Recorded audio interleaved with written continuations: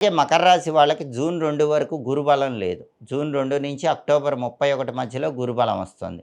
మళ్ళీ నవంబర్ 1 నుంచి గురుబలం లేదు.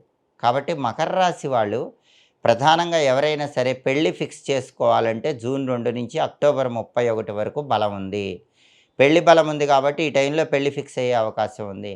అలాగే మకర రాశి వాళ్ళు ఎవరైనా కంపెనీ చేంజ్ అవ్వాలన్నా జూన్ 2 నుంచి అక్టోబర్ 31 మధ్యలో మంచి ప్యాకేజ్‌తో కొత్త కంపెనీకి వెళ్ళే యోగం ఉంది. కొత్త జాబ్ వచ్చే అవకాశం ఉంది. బంగారం కొనుక్కునే అవకాశం కూడా ఈ సమయంలోనే ఉంది. కెరీర్ పరంగా టాప్ పొజిషన్‌కి వెళ్ళే యోగం. ఫైనాన్షియల్‌గా స్టెబిలిటీ వచ్చే యోగం. డబ్బులు సంపాదించుకొని దాచిపెట్టుకునే యోగం.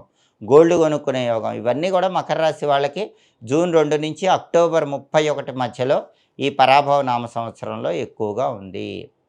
అలాగే మళ్ళీ జనవరి 24వ తేదీ తర్వాత మకర రాశి వాళ్ళకి సంవత్సరం చివరి వరకు గురుబలం ఉంది. అప్పుడు కూడా కెరీర్ ఆస్పెక్ట్‌లో బావుంటుంది. పెళ్ళిళ్ళు ఫిక్స్ అవుతాయి. గోల్డ్ కొనుక్కుంటారు. ఫైనాన్షియల్‌గా బావుంటుంది.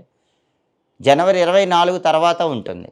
ఇప్పుడు మాత్రం జూన్ 2 నుంచి అక్టోబర్ 31 మధ్యలో బలం బాగా ఉంది. మిగిలిన సమయాల్లో గురుబలం ఉండదు కాబట్టి, మిగిలిన సమయాల్లో కూడా గురుబలం పెరగాలంటే గురువారాలు సాయంకాలం పూట కొబ్బరి నీళ్లతో శివుడికి అభిషేకం చేసుకుంటూ శ్రీం శివాయ నమః అనే మంత్రాన్ని జపించుకోండి. శ్రీం శివాయ నమః ఈ మంత్రం చదువుకుంటూ గురువారం సాయంత్రం 5:15 నుంచి 5:45 మధ్యలో శివలింగానికి కొబ్బరి నీళ్లతో అభిషేకం చేసుకుంటే గురుబలం లేని సమయాల్లో కూడా గురుబలం పెరుగుతుంది. అలాగే నెలకొక్కసారి గురువారం పూట కేజింబావు శనగలు పసుపు వస్త్రంలో కట్టి ఉదయం 6 నుంచి 7 మధ్యలో కానీ, మధ్యాహ్నం 1 నుంచి 2 మధ్యలో కానీ, రాత్రి 8 నుంచి 9 మధ్యలో కానీ ఎక్కడైనా శివాలయంలో పంతులు గారికి దానం ఇవ్వండి. దీనివల్ల కూడా గురుబలం పెరుగుతుంది. మిగిలిన సమయాల్లో గురువిచ్చే వ్యతిరేక ఫలితాలు తొలగింపజేసుకొని ధనపరంగా మంచి పురోభివృద్ధిని సాధించవచ్చు. మొత్తం మీద గురుబలం కలిసి రావటం వల్ల, శని విపరీతంగా యోగించటం వల్ల జూన్ 2 నుంచి అక్టోబర్ 31 మధ్యలో మకర రాశి వాళ్ళు